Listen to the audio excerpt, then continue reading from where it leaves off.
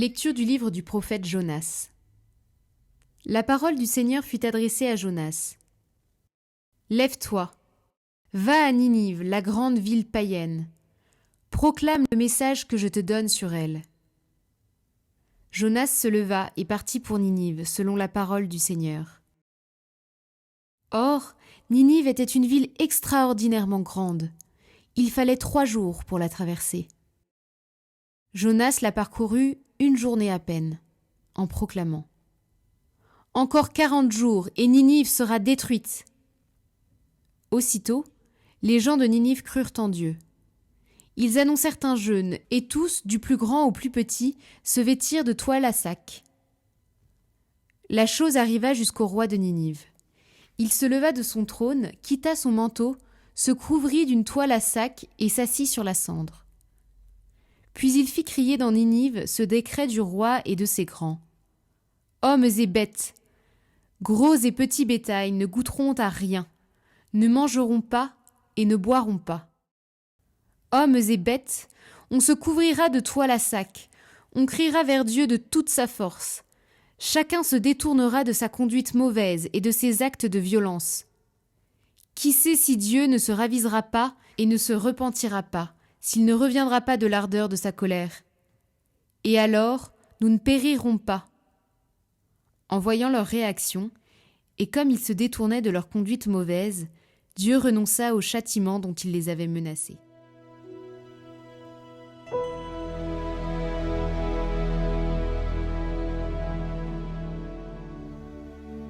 Tu ne repousses pas, ô mon Dieu, un cœur brisé et broyé. Pitié pour moi, mon Dieu, dans ton amour. Selon ta grande miséricorde, efface mon péché. Lave-moi tout entier de ma faute. Purifie-moi de mon offense. Crée en moi un cœur pur, ô mon Dieu. Renouvelle et raffermis au fond de moi mon esprit. Ne me chasse pas loin de ta face. Ne me reprends pas ton Esprit Saint. Si j'offre un sacrifice, tu n'en veux pas. Tu n'acceptes pas d'holocauste. Le sacrifice qui plaît à Dieu, c'est un esprit brisé. Tu ne repousses pas, ô mon Dieu, un cœur brisé et broyé. Tu ne repousses pas, ô mon Dieu, un cœur brisé et broyé.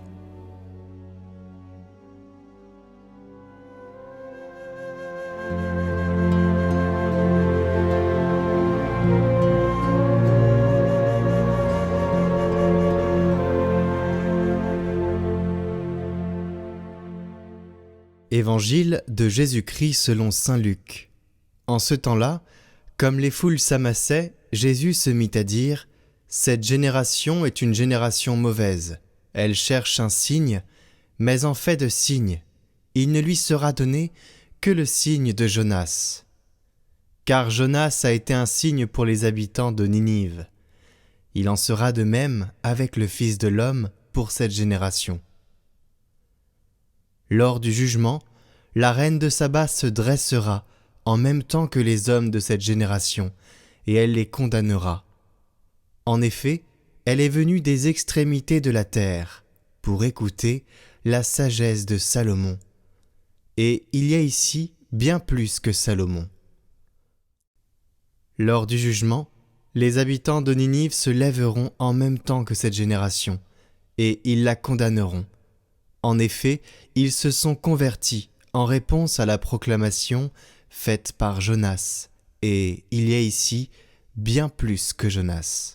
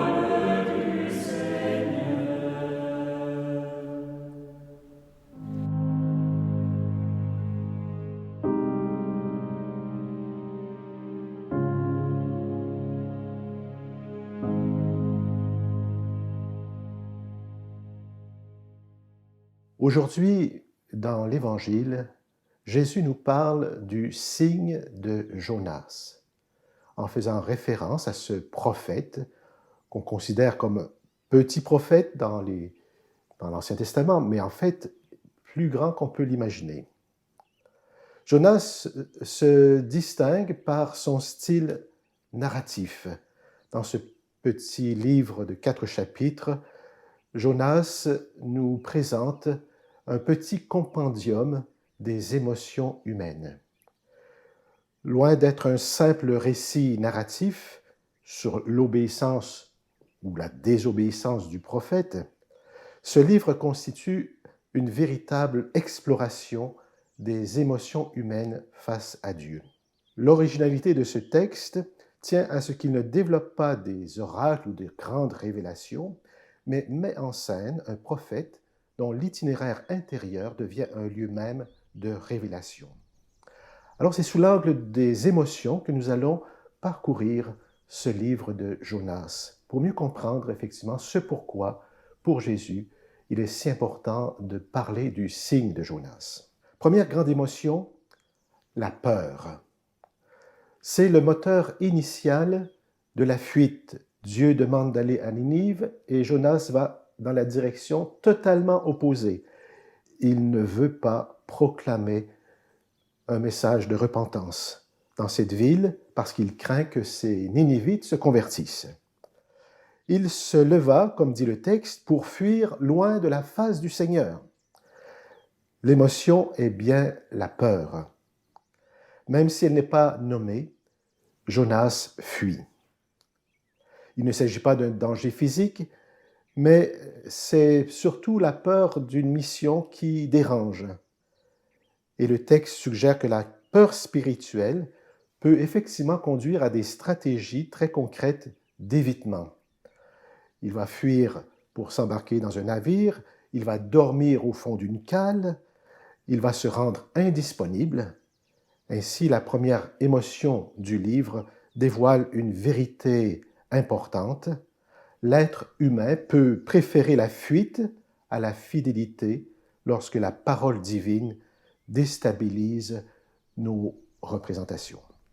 Deuxième grande émotion, l'angoisse. Puisque sur ce navire, il y a la grande tempête qui fait émerger chez les marins et tous les passagers une grande peur. Chacun évoque son Dieu et cette peur, elle est contagieuse. La panique circule d'un personnage à l'autre et pendant que l'équipage panique, que fait Jonas? Il dort au fond du navire. Son sommeil n'est pas une paix, mais on pourrait dire une fuite psychique. Lorsque Jonas reconnaît la cause du malheur, une nouvelle émotion apparaît chez les marins, la crainte sacrée. On passe de l'angoisse à une crainte du sacré. Puisque ce déplacement émotionnel permet de reconnaître que Dieu, le Dieu de Jonas, est vraiment celui qui, finalement, calme la tempête. Troisième grande angoisse, le désespoir et l'abandon. De fait, Jonas va être jeté à la mer, il sera avalé par un gros poisson, il va être engouffré dans les entrailles de ce grand poisson. Le fait de se référer à ce grand poisson est très évocateur de ce qui se passe dans le cœur de Jonas. Profondément angoissé, il va exprimer une prière, un psaume, dans lequel on retrouve des émotions extrêmes, détresse, sentiment d'engloutissement, expérience de mort imminente. Et au cœur de cette prière, Dieu va libérer et sauver Jonas, puisqu'il sera rejeté sur le rivage en question. Quatrième grande émotion, la surprise au point d'en être irrité. Lorsque finalement Jonas proclame son message à Ninive, en le faisant de manière très rapide, puisque le texte dit bien que ça prenait 3 jours pour traverser la ville, Jonas va le faire rapidement en une journée, pour éviter effectivement que sa parole puisse avoir une emprise dans le cœur des Ninivites. Mais à sa grande surprise, Jonas constate que non seulement les Ninivites, mais aussi les animaux font repentance. C'est quand même assez rigolo. Et voilà que le prophète est profondément irrité.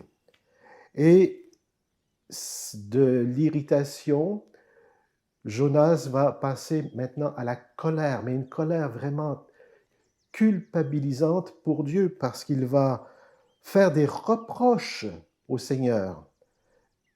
Jonas le dit bien, « Je savais bien que tu es un Dieu tendre et miséricordieux. » Quand même étonnant, la colère de Jonas devant le fait que Dieu puisse faire miséricorde à un peuple païen. Alors là, vraiment, Jonas est dans une grande crise. Et ici, nous sommes au cœur de la crise du prophète, qui voit en fait une sorte de tension entre ce qu'il pense des païens et sa compréhension d'un Dieu qui finalement fait vraiment miséricorde. Cette colère va non seulement entraîner Jonas dans une certaine dépression, mais aussi un désir de mort. Il va demander la mort. Il va quitter la ville de Ninive, s'asseoir dans le désert, et on le sait bien, dans le désert, sous le soleil, en quelques heures, c'est l'insolation et c'est la mort. Et voilà que Dieu intervient d'une manière un peu étrange. Il fait pousser un arbre, un ricin, pour que Jonas puisse bénéficier de l'ombre et survivre. Dieu le sauve à travers cette histoire. Et voilà que le lendemain, Dieu détruit cet arbre. Et là aussi, de nouveau, Jonas est en colère. Et c'est ici que nous atteignons le sommet de ce livre de Jonas, puisque à la fin de ce récit, Jonas accueille cette parole d'un Dieu qui est tendre et miséricordieux, non seulement pour les Ninivites, mais aussi pour Jonas lui-même, puisqu'il fait l'expérience effectivement du salut de Dieu. Alors, la question que nous pouvons nous poser, puisque Jonas se réfugie dans les entrailles du navire, et j'utilise de manière très intentionnelle le mot entrailles, puisque Jonas fait l'expérience d'être sauvé dans les entrailles du grand poisson. La question qui se pose, est-ce que Jonas peut effectivement oser plonger dans les entrailles de miséricorde de notre Dieu? Puisque nous le savons bien en hébreu, le mot miséricorde et le mot tendresse sont très liés au mot entrailles. Chesed ou rachamim évoque bien cette expérience des entrailles de compassion, de tendresse que Dieu nous offre pour vivre notre chemin de carême. Est-ce que j'accepte moi aussi de plonger dans les entrailles de miséricorde du Seigneur? Est-ce que ce carême est vraiment pour moi une expérience de rencontre personnelle avec ce Dieu qui, au-delà de toutes mes émotions ou au cœur même de toutes mes émotions, est à l'œuvre pour me révéler son amour infini? Merci pour votre attention. Bon carême et passez une très belle journée.